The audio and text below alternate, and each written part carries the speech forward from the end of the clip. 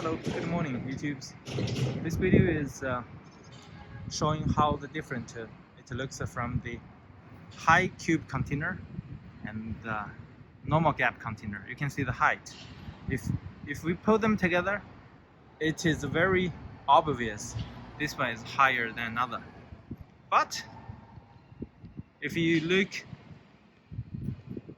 just one of them, it looks very difficult to tell. So this one is a not finished one high cube. All the high cubes, they put high cube tapes on the top rail. The top rail each in the front and the rear put the yellow black color to show this is a high cube. This is how we see it separately. Now this is how we see it in the front. It is almost difficult to tell, but if you see from this side,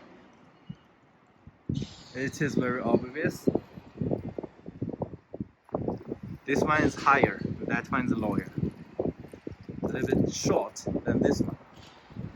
Those are the two open top, soft open top with canvas on the top, 20-foot container. Usually we see 40-foot high cube more than the 20-foot. Very rare to see the 20-foot high cube.